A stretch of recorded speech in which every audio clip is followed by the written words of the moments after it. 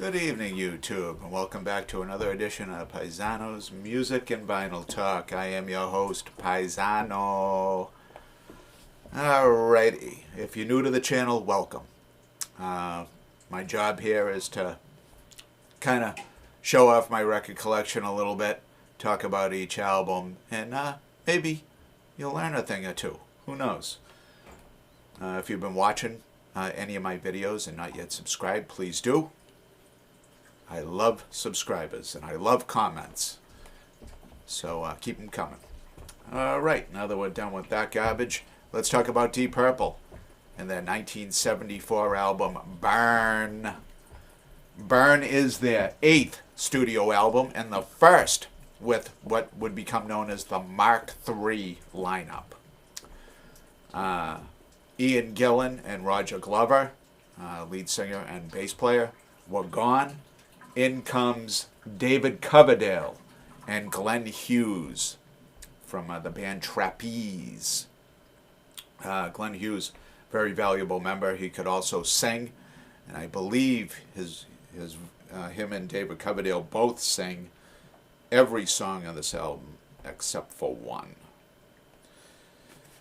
This was an outstanding album. The core of Ian Pace on drums, Richie Blackmore on guitar, and John Lord on keyboards stayed the same, obviously, and solid group. Even changing singers like that, not always the easiest thing to do, but they pulled it off pretty well. David Coverdale kind of coming out of nowhere and making a name for himself.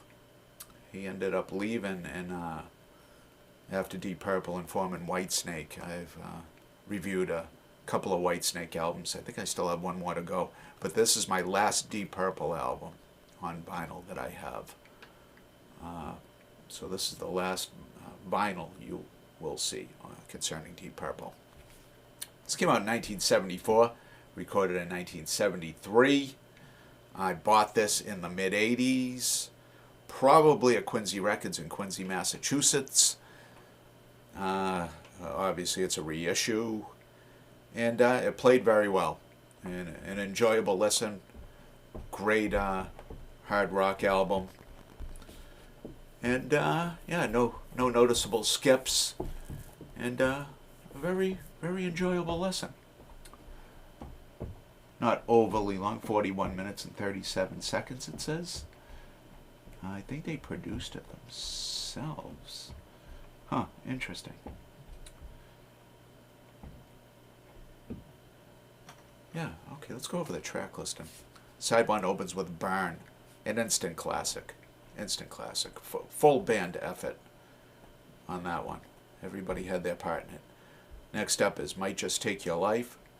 After that, Lay Down, Stay Down. And side 1 finishes with Sail Away. Side 2, You Fool No One, What's Going On Here, Mistreated, and A200, which is an instrumental. Largely John Lord and Richie Blackmore on that one. Kind of a funny way to end the album, but I don't know. The cover is one of my favorite covers of all time, with the band as candles illuminating there,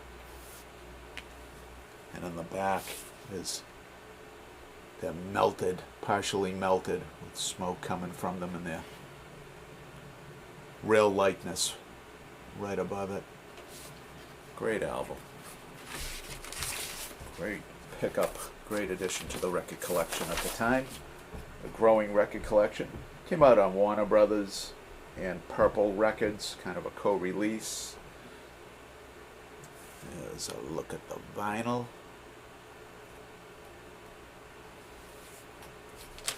What else have I got to say about this one? This Deep Purple didn't last in this form, did not last all that much longer. They made a couple of albums with Richie Blackmore and Coverdale and Glenn Hughes, and then Richie Blackmore left after Stormbringer, I believe, in the live album that I reviewed, Made in Europe. Richie Blackmore took off and formed Rainbow, and they got Tommy Bolin in, and he played on 1 or 2 albums, and then that version, Deep Purple, was finished for a while till 1984 when they had that huge comeback with Perfect Strangers, which I also reviewed on my channel earlier. Go back and check those out if you haven't seen them. But I think that's all I got to say about Burn. A great pickup for my growing album collection in the 80s, and an enjoyable listen this week. What will Paisano dig up next week? Tune in. Find out. Thank you, and good night, YouTube.